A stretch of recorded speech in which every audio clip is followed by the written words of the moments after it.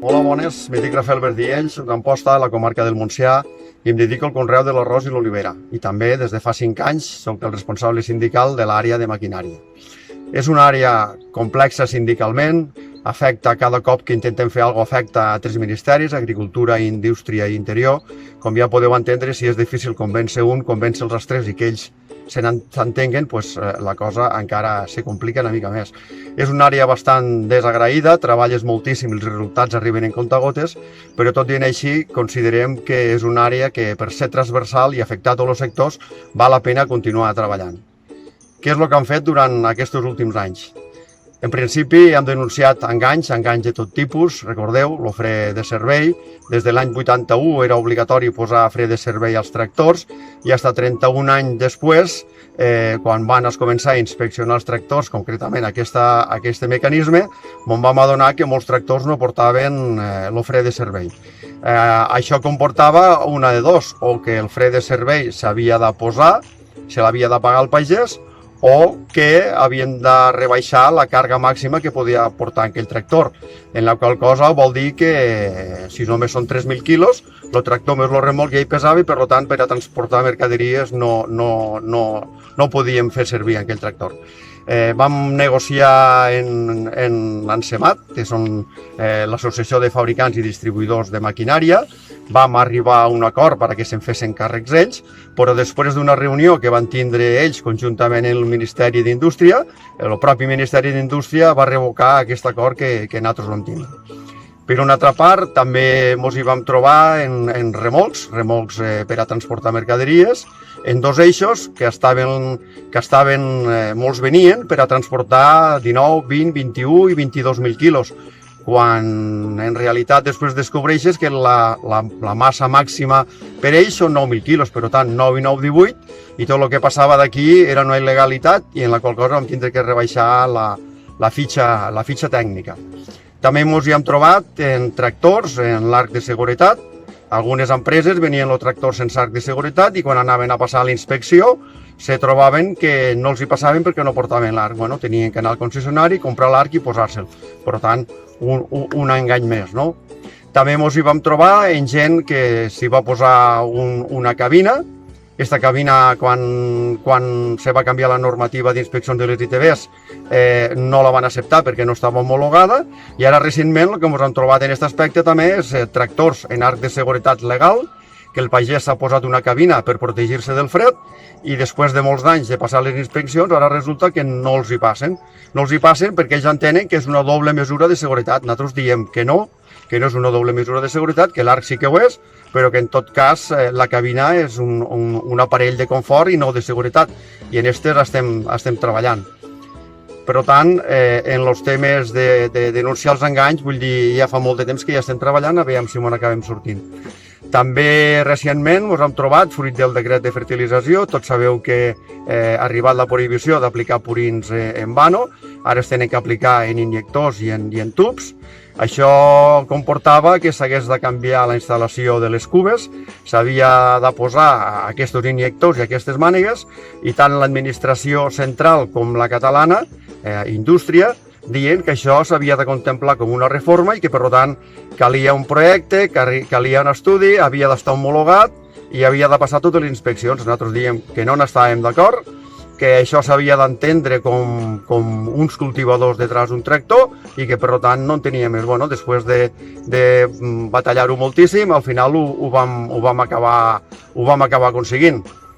Una altra qüestió que també vam estar treballant és sabeu que els equips d'aplicació de fitosanitaris tenien l'obligació de passar les inspeccions, la famosa ITAF. Això venia d'una directiva comunitària. La directiva comunitària tenia molt ben fixat què és el que calia revisar d'aquests aparells i, en aquest cas, el govern espanyol volia anar molt més enllà del que marcava la directiva comunitària. Després també de treballar-ho moltíssim, vam aconseguir canviar-ho en la conseqüent estalvi per part de tots els pagesos. Ara també molt recentment ens hem trobat un altre problema, el que són aperos agrícoles remolcats. Estaríem parlant d'una grada de discos, estaríem parlant d'un làser, estaríem parlant de tots aquells aparells que van en rodes per preparar la terra. Sabeu que fins ara a l'estat espanyol, això es considerava una pero i que per tant no calia ni que estés homologat, no calia que estés matriculat i no calia passar les inspeccions. Això el 2016 a Europa canvia la normativa i aquí el 2020 el Pere Navarro, director de Trànsit de Madrid, imposa que s'adapti la normativa espanyola al reglament europeu, en la qual cosa tota aquesta maquinària, aquests aperos agrícoles remolcats que fins ara quedaven exempts de tot això, ara en la nova proposta passen a ser maquinària agrícola remolcada, en la qual cosa tenen que complir tots els requisits que abans comentàvem. Nosaltres diem que això és una autèntica barbaritat, estem parlant de milers d'euros que han per tot l'estat espanyol en maquinària d'aquest tipus, o que bé l'havia fet el taller del poble, o bé l'havia fet algun taller, algun representant, algun taller que avui en dia ja no existeix, i per tant no pot ser que d'avui per a demà aquesta maquinària no pugui circular per la via pública. Per tant, el que demanem, aprofitant la tramitació de la llei de la cadena alimentària, una moratòria de 3 anys per poder regularitzar tota aquesta maquinària d'una forma més senzilla. També vam aconseguir, dins de lo que era l'aplicació, les inspeccions en els equips d'aplicació de fitosanitaris, el Departament d'Agricultura sí o sí volia que tots aquells aparells que estaven inscrits al Roma passessin aquestes inspeccions. Nosaltres vam dir que no, que això no és el que manava Europa, que el que manava era a equips que estessin en ús i, per tant, davant de la negativa, al final vam arribar a un acord. Per una part, vam acordar un canvi d'ús, aquelles cubes que ja no serveixen per aplicar fitosanitaris i que les utilitzem, per exemple, per a regar, poguéssim donar-li un canvi d'ús i, per tant, no hagin de passar aquestes inspeccions. També vam aconseguir que aquelles cubes que tenim a casa, per si mai algun dia ens fan falta, també vam aconseguir que es fes una baixa temporal i que, per tant, tampoc caldria que passessin les inspeccions.